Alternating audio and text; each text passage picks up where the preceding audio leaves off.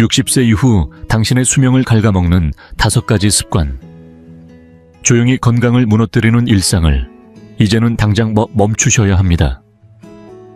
혹시 같은 나이인데도 어떤 사람은 정정하고 활기찬 반면 어떤 사람은 점점 쇠약해지는 이유가 궁금하셨나요? 그 차이를 만든 진짜 원인을 알게 된다면 아마 깜짝 놀라실 겁니다. 최근 국내외 보건연구에서 밝혀진 바로는 겉보기엔 아무 문제 없어 보이는 5가지 일상 습관이 지금 이 순간에도 당신의 생명을 조금씩 깎아내리고 있다는 사실입니다. 담배나 술처럼 흔히 알려진 해로운 행동이 아니라 우리가 매일 아무렇지 않게 반복하는 사소한 습관들이 조용히 노화를 앞당기고 있다는 점이 더 무섭습니다. 특히 이 5가지는 세포 단위에서 노화를 촉진해 심장과 뇌 면역 체계를 동시에 약화시키는 것으로 나타났습니다. 지금부터 몇 분 안에 당신의 수명을 단축시키고 있는 5가지 숨겨진 습관과 그 영향을 오늘부터 바로 또 되돌릴 수 있는 방법을 알게 되실 겁니다. 먼저 당신도 모르게 심혈관 건강을 해치고 있는 뜻밖의 아침 습관을 알려드리겠습니다. 두 번째로는 수많은 연구에서 조기 사망과 밀접하게 연관된 흔한 사회적 행동 패턴을 설명드리고, 세 번째로는 신체 회복을 방해하고 노화를 앞당기는 잘못된 야간 습관을 짚어드립니다. 네 번째로는 전체 노년층의 약 70%가 범하고 있는 뼈와 장기를 빠르게 약화시키는 식습관의 실수를 짚어드릴 것입니다. 그리고 마지막 5번째는 의사들도 잘 언급하지 않지만 실제로는 장수에 가장 치명적인 영향을 주는 생활 요소입니다. 이 모든 항목에는 누구나 쉽게 실천할 수 있는 간단하고도 실용적인 해결법이 함께 제시됩니다. 이 영상을 끝까지 보신다면 건강하고 활기찬 노년을 위한 구체적인 실행 계획을 손에 넣으실 수 있습니다. 첫 번째 습관, 아침을 거르거나 너무 늦게 먹는 습관. 아침 식사를 거르거나 너무 늦게 먹는 습관은 겉으로는 별 문제 없어 보이지만 실제로는 삶의 시간을 조용히 깎아먹는 위험한 행동입니다. 특히 60세가 넘은 이후에도 나는 아침에 별로 배가 고프지 않다거나 간헐적 단식이 건강에 좋다더라는 생각으로 아침을 건너뛰는 분들이 많은데, 이 습관이 생각보다 훨씬 큰 문제를 일으킬 수 있습니다. 나이가 들수록 신진대사는 점점 느려지게 되는데, 아침을 걸으면 이 리듬이 완전히 흐트러지면서 몸은 혈당 유지를 위해 코르티솔이라는 스트레스 호르몬을 계속해서 분비하게 됩니다. 서울대병원 심장내과 연구팀의 조사에 따르면 이 같은 상태가 지속되면 심장과 혈관에 부담이 쌓이며 심근경색이나 뇌졸중 위험이 최대 27%까지 높아진다고 합니다. 하지만 충격적인 건 여기서 끝이 아닙니다. 첫 끼를 너무 늦게 먹게 되면 우리 몸은 혈당과 인슐린을 제대로 조절하지 못하고 영양소를 비효율적으로 흡수하게 됩니다. 아침 시간대는 원래 인슐린 민감도가 가장 높은데, 이 황금 시간을 놓치면 혈당이 장시간 높은 상태로 유지되며 제2형 당뇨로 이어질 가능성이 급격히 증가합니다. 실제로 국내 65세 이상 성인의 약 4명 중 1명이 당뇨병을 앓고 있는 것도 이러한 식습관과 깊은 연관이 있습니다. 아침을 거르면 뇌도 큰 타격을 입습니다. 뇌는 포도당을 주된 연료로 사용하는데, 공복 상태가 길어지면 집중력과 기억력에 문제가 생기게 됩니다. 노년층을 대상으로 한 연구에 따르면 아침을 자주 거르는 사람들은 그렇지 않은 사람들보다 인지기능 저하 속도가 훨씬 빠르며 치매 발생률도 무려 35% 더 높게 나타났습니다. 이처럼 단순한 식사 하나가 뇌 건강과 직결되어 있다는 사실을 많은 분들이 간과하고 계십니다. 또한 근육 손실 문제도 무시할 수 없습니다. 60세 이후에는 자연스럽게 근육이 줄어드는 근감소증과의 싸움이 시작되는데, 아침 식사에서 단백질이 충분히 공급되지 않으면 몸은 에너지를 확보하기 위해 자신의 근육을 분해하게 됩니다. 이로 인해 체력이 급격히 떨어지고 균형을 잡는 힘도 약해져 낙상의 위험이 크게 높아지게 됩니다. 낙상은 노년층에서 가장 흔하고도 위험한 사고 중 하나입니다. 면역력에도 치명적인 영향을 미칩니다. 아침 식사는 하루 면역 리듬의 시작을 알리는 중요한 신호입니다. 이 식사를 놓치면 백혈구 생성이 늦어지고 외부 바이러스나 감염에 대한 저항력도 눈에 띄게 떨어집니다. 결국 감기 한 번, 염증 한 번이 큰 질병으로 번질 수 있는 나이이기에 더욱 위험합니다. 그렇다면 해결책은 복잡할까요? 전혀 그렇지 않습니다. 기상 후 2시간 이내에 단백질이 풍부한 아침 식사를 하시면 됩니다.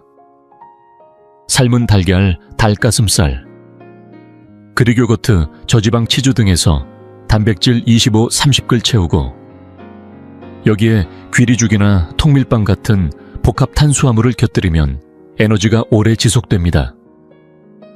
견과류나 아보카도와 같은 건강한 지방도 함께 섭취하면 뇌 건강과 호르몬 밸런스에 큰 도움이 됩니다. 이 단순한 습관 하나가 몸의 생체 리듬을 회복시키고 혈당을 안정화시키며 근육을 보호하고 뇌에 필요한 연료를 제공해 줍니다. 실제로 60세 이후에도 활기차고 건강하게 살아가는 분들은 아침 식사를 선택이 아닌 필수로 여깁니다. 이들은 아침 식사를 약처럼 대하며 하루를 준비하는 가장 강력한 무기로 활용하고 있습니다. 늦지 않았습니다. 오늘 아침부터 바로 실천해보세요. 두 번째로 생명을 갉아먹는 습관은 바로 오랜 시간 앉아있는 생활입니다. 요즘에는 이 습관을 제2의 흡연이라고 부를 정도로 무서운 결과를 초래한다고 알려져 있습니다. 하루 6시간 이상 의자에 앉아있는 시간이 있다면 그 자체만으로도 수명을 단축시키고 있다는 사실을 알고 계셨나요? 텔레비전을 보거나 책을 읽거나 취미 활동을 하든 움직임 없이 계속 앉아있기만 해도 몸속에서는 매우 부정적인 변화가 일어나고 있습니다. 가장 먼저 눈에 띄는 문제는 다리 쪽 혈류 흐름이 현저히 느려진다는 점입니다. 이로 인해 혈관 내에 지방 찌꺼기가 빠르게 쌓이게 되며 활동 중일 때보다 훨씬 더 빠른 속도로 동맥경화가 진행됩니다. 국내 고령자 5,000명을 장기 추적 조사한 결과 오래 앉아있는 시간이 긴 사람들은 운동을 따로 병행해도 심장질환으로 인한 사망 위험이 40% 가까이 더 높게 나타났습니다. 아침 산책 한 번으로 하루 종일 앉아있는 습관을 만회할 수는 없는 셈입니다. 문제는 여기서 끝이 아닙니다. 앉은 자세가 길어질수록 근육이 움직이지 않기 때문에 혈당 조절 능력도 무너집니다. 근육이 포도당을 끌어당기지 않으면 식사 후 혈당이 오래도록 높게 유지되며 혈관과 신경이 점점 손상되기 시작합니다. 실제로 이런 패턴을 반복하는 분들은 아직 당뇨 진단을 받지 않았더라도 이미 당뇨 전 단계와 같은 인슐린 저항성을 보이고 있는 경우가 많습니다. 뼈와 관절에도 매우 나쁜 영향을 미칩니다. 오랜 시간 앉아 있으면 척추가 비정상적으로 눌리며 디스크 마모가 빨라지고 허리 통증이 만성화됩니다. 골반 주변 근육은 짧아지고 엉덩이 근육은 약해지며 자세 전체가 흐트러지게 됩니다. 이로 인해 중심을 잘 잡지 못하고 몸의 균형 감각이 떨어져 낙상 위험이 급격히 높아지게 되는데 낙상은 국내 65세 이상 노인 사망 원인 중 상위권을 차지할 만큼 치명적인 결과를 낳습니다. 면역 기능도 심각하게 영향을 받습니다. 림프계는 몸속 노폐물과 독소를 배출하는 역할을 하는데 심장처럼 펌프가 없기 때문에 근육의 움직임이 없으면 림프액도 흐르지 못합니다. 결국 장시간 앉아있는 습관은 면역 시스템 전체를 마비시키고 염증성 질환이 온몸으로 퍼지는 원인이 됩니다. 정신적인 측면에서도 매우 해롭습니다. 혈류가 줄어들면 뇌로 가는 산소 공급이 떨어지고 그 결과 기억을 담당하는 해마 부분이 점점 얇아집니다. 실제로 뇌 영상 촬영을 통해 밝혀진 바에 따르면 하루 대부분을 앉아서 보내는 노년층은 그렇지 않은 이들보다 인지기능 저하 속도가 더 빠르고 치매 전조 증상이 두드러지게 나타난다고 합니다. 하지만 희망적인 점은 이 문제를 해결하기 위해 반드시 격렬한 운동이 필요한 것은 아니라는 사실입니다. 핵심은 오래 앉지 않는 것입니다. 30분마다 한 번씩 단 2분이라도 몸을 일으켜 움직이는 습관을 들여보세요. 물 한 잔을 마시러 부엌에 다녀오거나 제자리에서 무릎을 높이 들어 걷거나 간단한 스트레칭을 하는 것만으로도 신진대사와 혈류가 정상으로 되돌아오기 시작합니다. 생활 속에서 작은 움직임들을 자주 넣는 것이 중요합니다.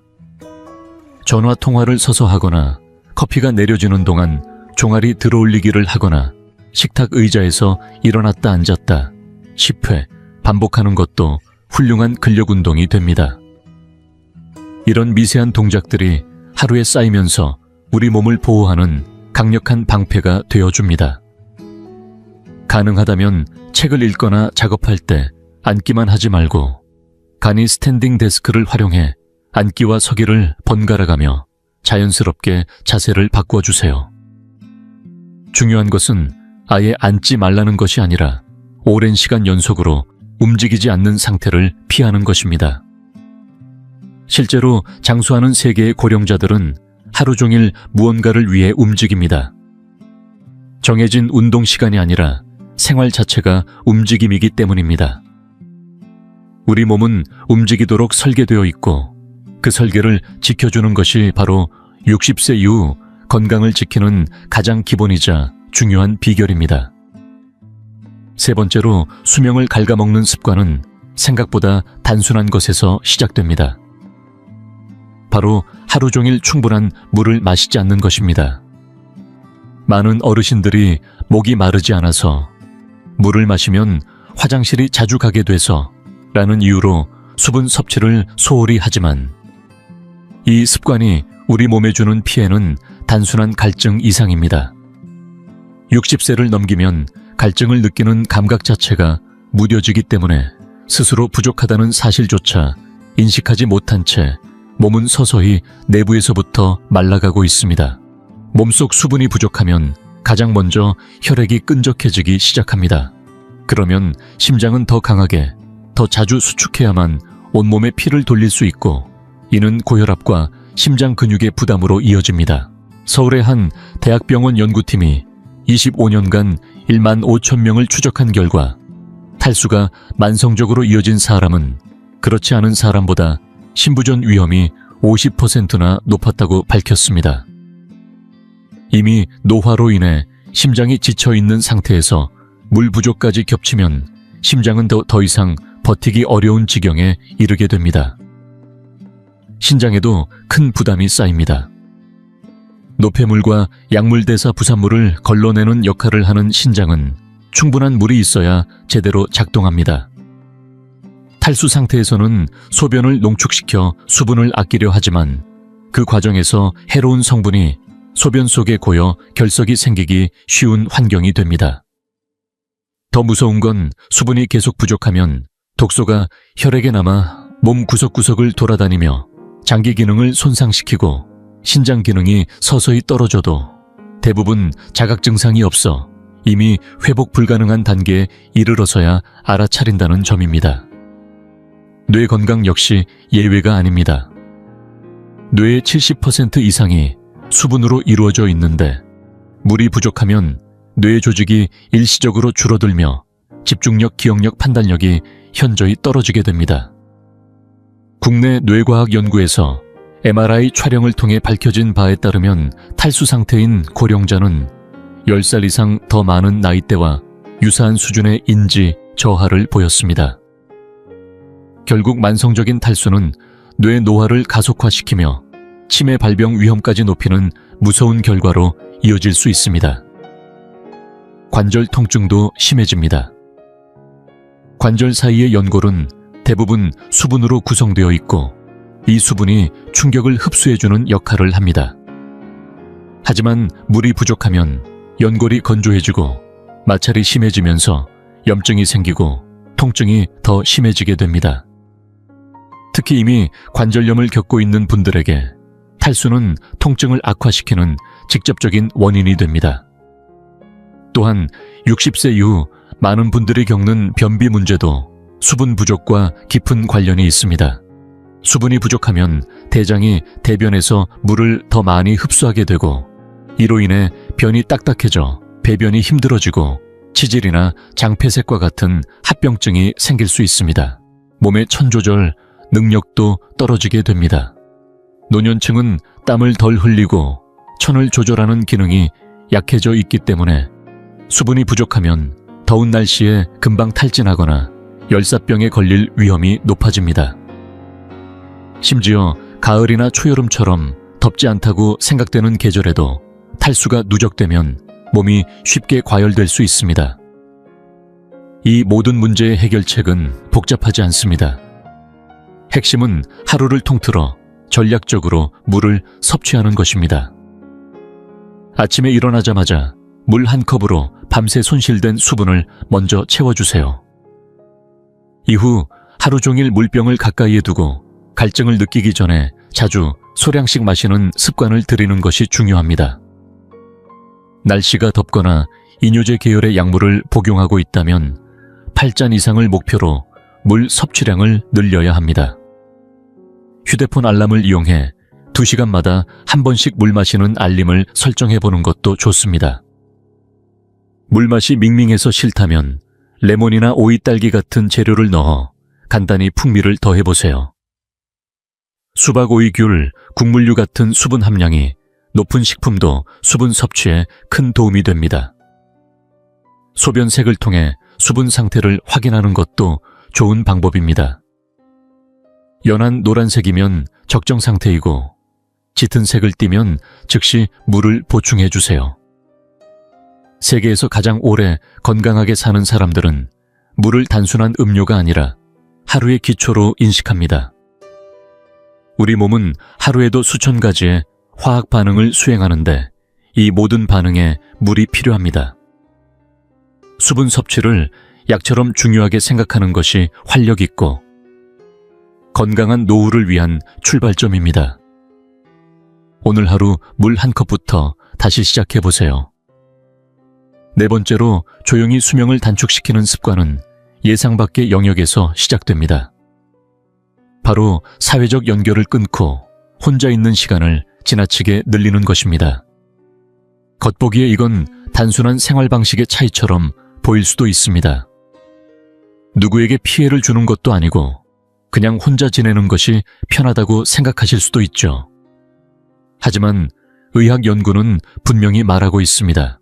외로움과 고립은 하루에 담배를 18개비 피우는 것만큼 건강에 치명적이라는 사실을요. 혼자 있는 시간이 많아질수록 몸은 그 상황을 위협으로 받아들이고 신경계는 긴장 상태를 멈추지 못합니다. 사람과의 교류가 없을수록 코르티솔과 아드레날린 같은 스트레스 호르몬이 계속해서 분비되며 이로 인해 혈압이 높아지고 면역력이 약해지며 전신염증이 쉽게 유발됩니다. 국내에서 장기적으로 어르신들을 추적조사한 연구에 따르면 사회적으로 고립된 분들은 심장병 위험이 29%, 뇌졸중 위험이 32% 높게 나타났습니다.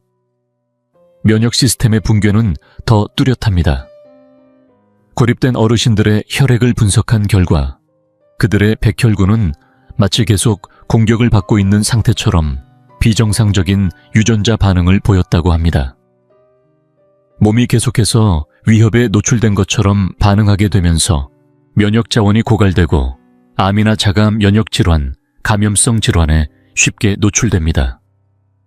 게다가 외로움은 뇌 건강에도 큰 타격을 줍니다. 타인과의 대화 논의 생각 나눔은 뇌에서 새로운 신경 연결을 만들어내는데 고립된 상태가 길어지면 이런 기회가 모두 사라집니다. 어휘력이 줄고 반응 속도가 느려지고 기억력도 점점 약해지게 됩니다. 실제 뇌 MRI 연구에서도 혼자 있는 시간이 많은 어르신일수록 기억과 감정 조절을 담당하는 회백질이 눈에 띄게 줄어들고 뇌 노화가 더 빨리 진행된다는 사실이 확인되었습니다. 이처럼 고립이 길어지면 우울감은 거의 피할 수 없습니다. 사람은 본래 사회적인 존재입니다. 대화하고 공감하며 살아가는 생명체인데 그 필요가 충족되지 않으면 세로토닌과 도파민 같은 뇌의 신경 전달 물질의 생산이 줄어들고 기분은 가라앉고 외로움은 더 깊어집니다. 문제는 이 우울감이 단순한 감정에 머무르지 않는다는 것입니다. 심장 건강에 악영향을 주고 밤의 깊은 수면을 방해해 세포 회복을 방해합니다. 뿐만 아니라 혼자 있는 시간이 길어질수록 스스로 건강을 돌보는 능력도 떨어집니다. 누가 챙겨주는 사람도 없고 관찰해주는 사람도 없으니 끼니를 거르거나 약을 깜빡하거나 몸에 이상이 생겨도 무시하고 넘어가기 쉽습니다. 결국 이런 자기 방임이 여러 건강 문제를 복합적으로 악화시키는 결과로 이어지게 됩니다. 이런 고립에서 벗어나기 위해선 의식적인 노력이 필요합니다. 마음이 내키지 않아도 매주 한 번 정해진 모임에 참여해보세요. 독서 모임, 텃밭 동아리, 종교단체 봉사활동 등 어떤 종류든 상관없습니다. 중요한 건 무엇을 하느냐가 아니라 얼마나 꾸준히 가느냐입니다. 같은 얼굴을 자주 마주하다 보면 관계는 자연스럽게 생겨납니다. 가족이나 친구와 매주 영상통화나 전화통화를 정해진 시간에 하는 것도 좋습니다. 병원 진료처럼 일정에 적어두고 꾸준히 지키는 것이 중요합니다. 식사를 가능하면 혼자 하지 말고 누군가와 함께 나누어 보세요. 함께 밥을 먹는 것만으로도 정서적 안정과 영양 균형에 큰 도움이 됩니다. 여건이 된다면 반려동물을 키우는 것도 매우 효과적입니다. 특히 강아지는 매일 산책을 나가야 하니 자연스럽게 밖으로 나가게 되고 다른 사람들과의 대화도 자연스럽게 이어지게 됩니다. 그 자체로 스트레스 호르몬 수치를 낮춰주는 효과가 있습니다. 혹시 이전에 하시던 일이 있다면 시간제 업무나 자문 활동도 고려해보세요. 돈을 벌기 위한 목적이 아니라 매일 일정한 루틴과 사람과의 교류가 삶에 활력을 불어넣어 줄 수 있기 때문입니다. 초등학교나 복지관 병원 등에서 자원봉사를 해보는 것도 좋은 선택입니다. 남을 도우면서 느끼는 보람은 삶의 목적감을 회복시켜주고 공동체와의 연결감을 단단히 만들어줍니다.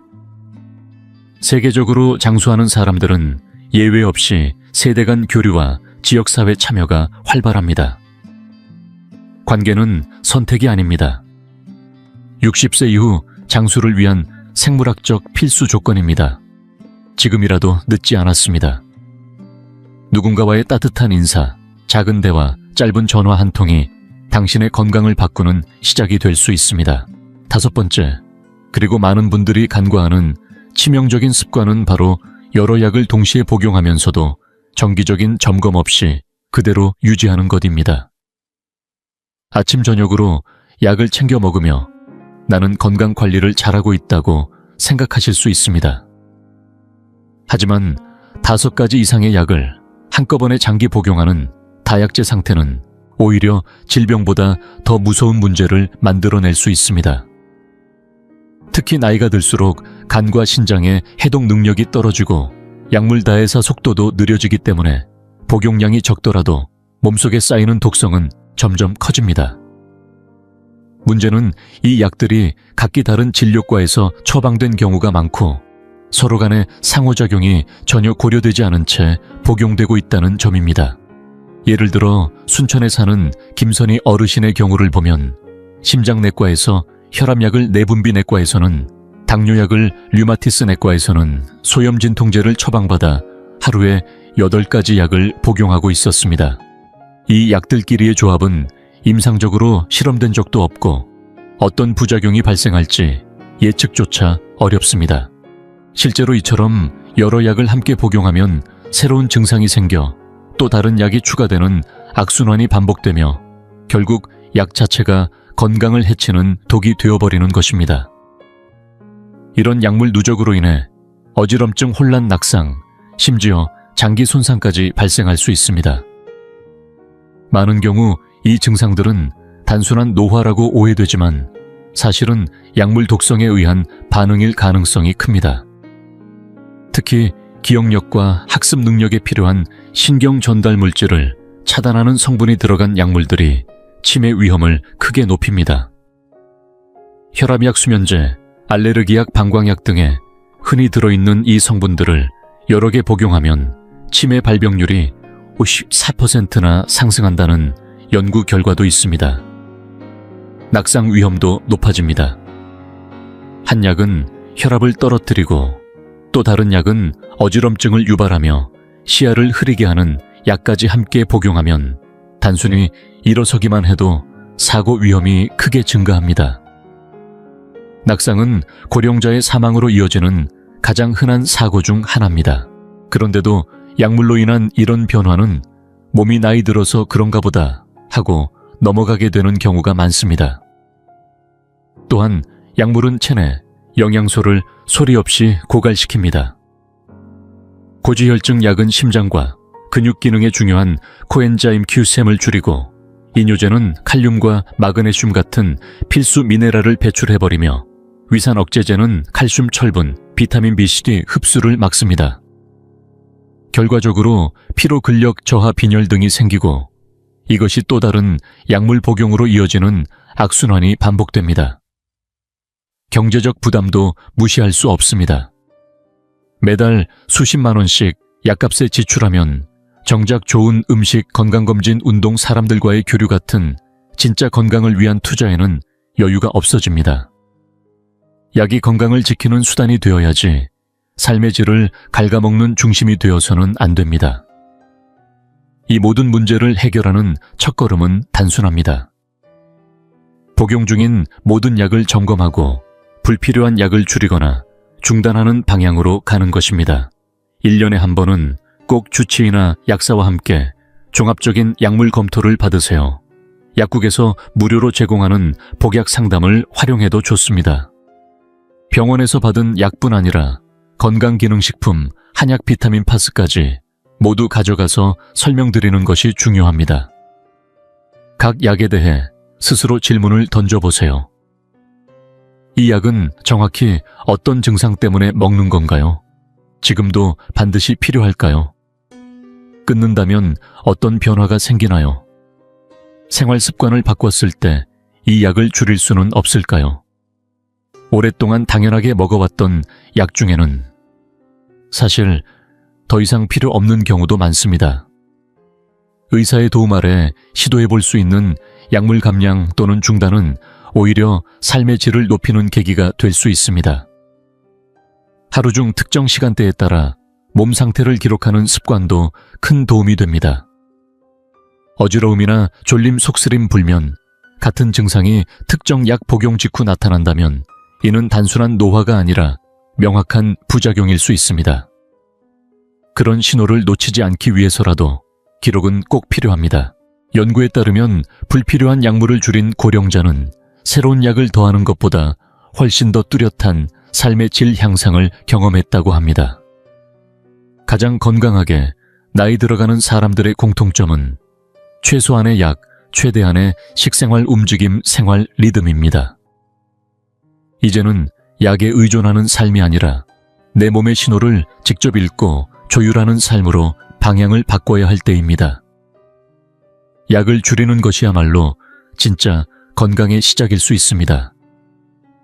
지금까지 말씀드린 5가지 습관, 즉 아침 식사를 거르는 것, 하루 종일 앉아있는 생활, 만성적인 수분 부족, 인간관계의 단절, 그리고 검토 없는 약물 복용은 모두 스스로 바꿀 수 있는 생활 방식입니다.